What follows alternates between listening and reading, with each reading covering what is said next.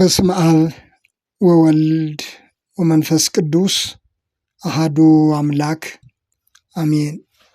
የአስተርእዮ አንድ ቲዩብ ቤተሰቦች እንደምናላችሁ እንደምንቆያችሁ፣ በያላችሁበት ሰላም እግዚአብሔር ይብዛላችሁ።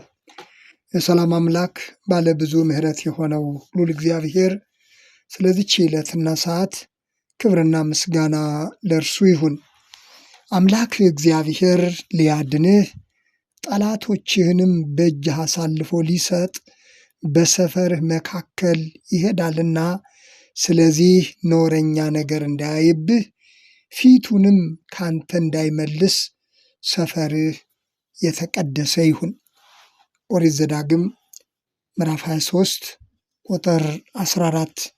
ይህ ቃል ለሌሎችም እንዲደርስ ላይክና ሼር በማድረግ እንድትጀምሩ፣ በየጊዜው የሚለቀቁ መልእክቶች እንዲደርሷችሁም ሰብስክራይብ በማድረግ እንድትጀምሩ በአክብሮት አሳስባለሁኝ። አምላክ እግዚአብሔር ሊያድንህ ጠላቶችህንም በእጅህ አሳልፎ ሊሰጥ በሰፈር መካከል ይሄዳልና፣ ስለዚህ ነውረኛ ነገር እንዳያይብህ ፊቱንም ካንተ እንዳይመልስ ሰፈርህ የተቀደሰ ይሁን ይላል። እግዚአብሔር በባህሪው ቅዱስ ነው።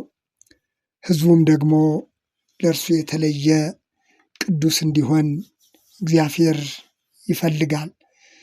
ሰፈር እንዲቀደስ እያንዳንዱ ሰው በግሉ መቀደስ አለበት። ሊያድንህ በመካከል ያልፋልና ሰፈርህ የተቀደሰ ይሁን ነው ያለው። ሰፈርህ የተቀደሰ ይሁን። ሰው በግሉ ሲቀደስ፣ ቀጥሎ ደግሞ ሰዎች በህብረት ሲቀደሱ ሰፈር የተቀደሰ ይሆናል ማለት ነው። ጠላቶችህን በእጅህ አሳልፎ እንዲሰጥ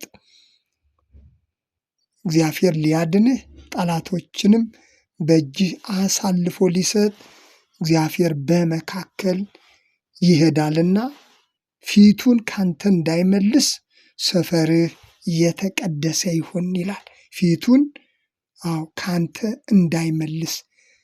ዳዊት ፊትህን ከእኔ አትሰውር ያለው ለዚህ ነው።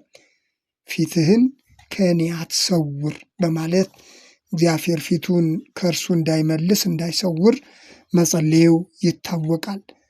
አንተን ተስፋ ያደርጋሉ ካለ በኋላ ፊትህንም ስትሰውር ይደነግጣሉ ሲል እግዚአብሔር ለፍጥረቱ ለሰው ልጆች ሁሉ ያለውን በጎ ስጦታና ፍጥረት ሁሉ እግዚአብሔርን ተስፋ እንደሚያደርጉ፣ ነገር ግን እግዚአብሔር ፊቱን ሲሰውር ደግሞ እንደሚደነግጡ በሌላኛው መዝሙር የገለጸበትን እናገኛለን። ስለዚህ እግዚአብሔር ቅዱስ እንደመሆኑ መጠን የእግዚአብሔር ሕዝብ ደግሞ የተቀደሰ እንዲሆን ይፈልጋል። እርሱ በባህሪው ቅዱስ ነው። ሕዝቡም ለቅድስና የተጠራ ሕዝብ ነው። እኔ ቅዱስ ነኝ እናንተም ቅዱሳን ሁኑ ተብሎ እንደተጻፈው እግዚአብሔር ደግሞ በሚጎበኝበት ጊዜ፣ በተለይም በዚህ ክፍል ላይ የተነገረው ቃል በጣም ወሳኝ የሆነ ነገር ነው። አምላክ እግዚአብሔር ሊያድንህ ነው ያለው።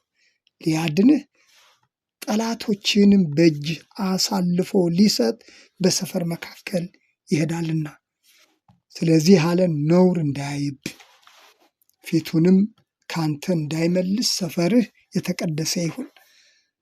ጠላት የሚያፍርበት መንገድ የእግዚአብሔር ሕዝብ ቅዱስ ሲሆን እንደሆነ የእግዚአብሔር ቃል ያስተምረናል። እግዚአብሔር ለኢያሱ የተናገረው አንድ ቃል አለ። ኢያሱ ሕዝቡ ሁሉ በእግዚአብሔር ፊት በማመፅ እግዚአብሔር ያልፈቀደውን እግዚአብሔር የማይወደውን ነገር ከማድረጉ የተነሳ ሕዝቡ እግዚአብሔርን ስለበደለ ኢያሱ ልብሱን ቀዶ በእግዚአብሔር ፊት በግንባሩ ወድቆ እንደነበር መጽሐፈ ኢያሱ ምዕራፍ 7 ላይ የተጻፈ ታሪክ አለ። ስለዚህ እግዚአብሔር ኢያሱን እንዲህ አለው፣ ለምን በግንባርህ ተደፍተሃል? ቁም፣ እስራኤል በድለዋል፣ ያዘዝኋቸውንም ቃል ኪዳኔን አፍርሰዋል፣ እርም የሆነውንም ነገር ወሰዱ፣ ሰረቁ፣ ዋሹም፣ በዕቃቸውም ውስጥ ሸሸጉት። ስለዚህ የእስራኤል ልጆች በጠላቶቻቸው ፊት መቆም አይችሉም። የተረገሙ ስለሆኑ በጠላቶቻቸው ፊት ይሸሻሉ። እርም የሆነውን ነገር ከመካከላችሁ ካላጠፋችሁ ከዚህ በኋላ ከእናንተ ጋር አልሆንም አለው።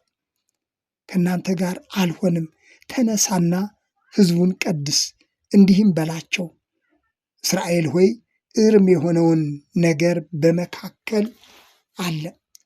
እስራኤል ሆይ እርም የሆነው ነገር በመካከልህ አለ። እርም የሆነውን ነገር ከመካከላችሁ እስክታጠፉ ድረስ በጠላቶቻችሁ ፊት መቆም አትችሉም ብሎ የእስራኤል አምላክ እግዚአብሔር ተናግረዋልና እስከ ነገ ተቀደሱ አለ። እግዚአብሔር የተናገረውን ኢያሱ ደግሞ በሕዝቡ ፊት ይህንን ቃል ተናገረ። እግዚአብሔር ተናግረዋልና እስከ ነገ ተቀደሱ። ቀነ ገደብ ነው የተሰጣቸው። ይህ ካልሆነ በጠላት ፊት የተሸነፉ ይሆናሉ። እግዚአብሔርም በመካከላቸው ሊገኝ አይችልም። እነዚህ ሰዎች እግዚአብሔርን በደሉ፣ በእግዚአብሔር ፊት እርሱ የማይወደውን እርም ሁሉ ፈጸሙ። ከዚህ የተነሳ በሕዝቡ ላይ ቁጣ ወረደበት። ኢያሱም ይህንን ስለተመለከተ በአምላኩ በእግዚአብሔር ፊት ልብሱን ቀዶ በግንባሩ ወደቀ። ምክንያቱም ሕዝቡ በጠላቶቹ ፊት ተሸናፊ ሆኖ ተገኘ። ዛሬም ቢሆን ጠላት በልዩ ልዩ መንገድ ድል የሚያደርገን አምላካችን እግዚአብሔርን ስንረሳውና በእርሱ ፊት እርሱ የማይወደውን ነገር ባደረግን ጊዜ ነው። አንደኛ ሳሙኤል ምዕራፍ 4 ላይ የተገለጸ አንድ ታሪክ አለ። እስራኤላውያን ከፍልስጤማውያን ጋር ሊዋጉ ለሰልፍ በወጡበት ሰዓት የእግዚአብሔርን ታቦት ይዞ ወጡ። ነገር ግን በመካከላቸው እግዚአብሔርን የሚያሳዝን ነገር ስለነበር፣ በመካከላቸው ቅድስና ተጓድሎ ስለነበር፣ እግዚአብሔርን ባለመፍራት የተፈጸመ ነውር ስለነበር የእግዚአብሔር ታቦት ተማረከ። ሕዝቡም የሚሞተው ሞቶ ሌላውም ድል ሆነ፣ ተመቱ፣ ተሸናፊ ሆነው ተመለሱ። ስለዚህ ሁሉ የሚያስረዳን እግዚአብሔር ዛሬም ቢሆን በመካከላችን ይገኝ ዘንድ ያድነን ዘንድ የእግዚአብሔር ሕዝብ መቀደስ አለበት ማለት ነው። በግል ብቻ አይደለም፣ ሕዝቡ እንዲቀደስ ነው እግዚአብሔር በኢያሱ በኩል የተናገረው። እስከ ነገ ድረስ ተቀደሱ አላቸው። እስከ ነገ ድረስ እግዚአብሔር በመካከላችን ተገኝቶ ይታደገን ዘንድ ያድነን ዘንድ ጠላት ዛሬም በተለያየ መንገድ በስጋም በመንፈስም የሚዋጋን የጠላት ሐሳብና አሰራር ሊፈርስ የሚችለው እግዚአብሔር ከኛ ጋር ሲሆን እርሱ ድል የምናደርግበትን ጸጋውንና መንፈሳዊ ኃይሉን ሲሰጠን ነው። እርሱ ከኛ ጋር ሲሆን በመካከላችን ሲገኝልን ነው።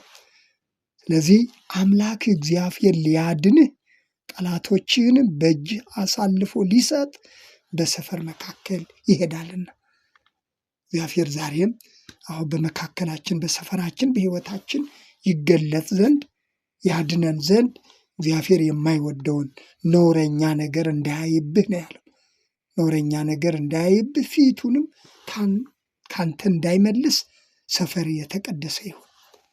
እንግዲህ ሰፈር ሊቀደስ የሚችለው እያንዳንዱ ሰው በግሉ ሲቀደስ ነው። እያንዳንዱ ሰው በግሉ እግዚአብሔርን መፍራት ሲችል ነው።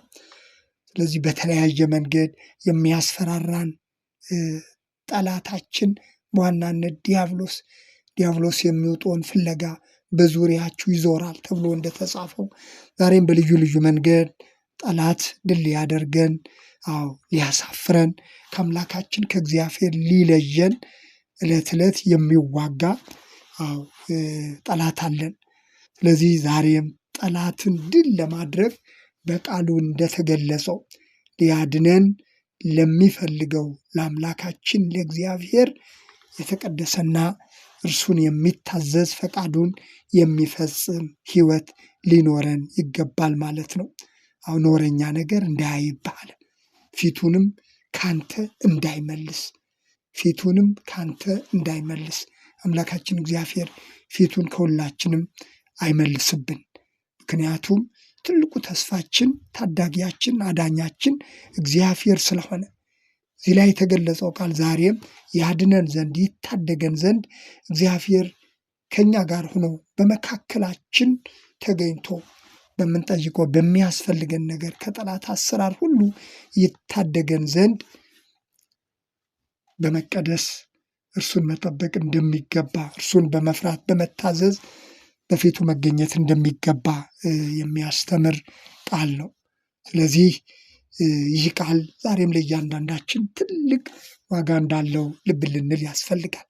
አምላካችን እግዚአብሔር ዛሬም ከጠላት ሊያድነን፣ ከልዩ ልዩ ፈተና ሊታደገን ዕለት ዕለት በመካከላችን መሆኑን አስበን እኛ ደግሞ ኖረኛ የሆነ ነገር እርሱ እግዚአብሔር ፊታችን ከኛ እንዲመልስ ምክንያት የሚሆኑ ነገሮች በውስጣችን በሕይወታችን እንዳይኖሩ የሚያስጠነቅቅ ክፍል ነው።